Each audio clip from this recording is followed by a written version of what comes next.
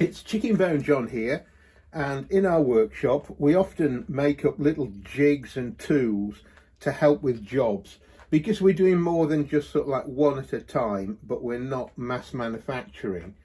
It always helps us to have something to speed up the process or help us do the thing better.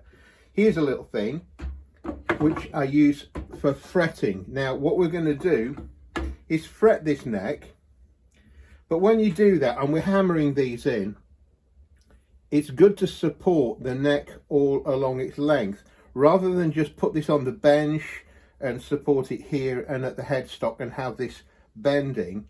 We've made this little jig, and all it is, it's just made out of 3/4 inch ply, and you can see in here there's a flat section which supports the back of the neck, and it's just the width of the neck.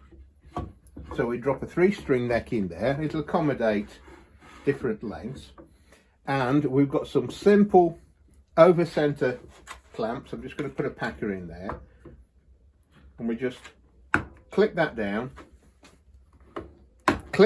and that's now held nice and firm. The whole thing is just clamped onto the bench, so that is good and solid for when we do some fretting like this. You see I'm using the whole length of, I prefer to use the whole length of the fret wire, and I'm just putting it in very I'm just putting that in evenly across the whole width, cut it off, and we just repeat that up the neck. So it's a, as I say, handy little shop made jig for helping with your fretting. We don't sort of do these fancy, we don't sell them. It's just something that helps us in the process. Easy enough if you want to make this thing up yourself. These things are readily available, and it's just made from scrap. So there you go, handy little hint.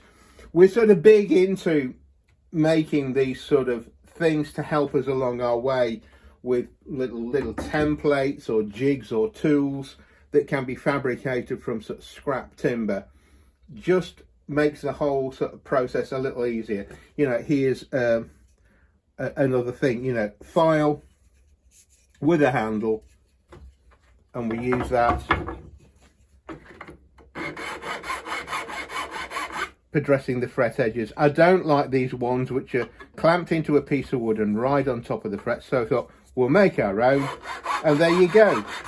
You can put your bevel on, you can do it flat, and because it's pinched in here, you can flip the thing over and use both sides of the file. Again, that's a smooth one. We've got one done with a coarse with a bastard file. All these little things that you can make yourself. You know, the leveling beam came sort of out of that. We now actually make these because it's very hard to flatten these off.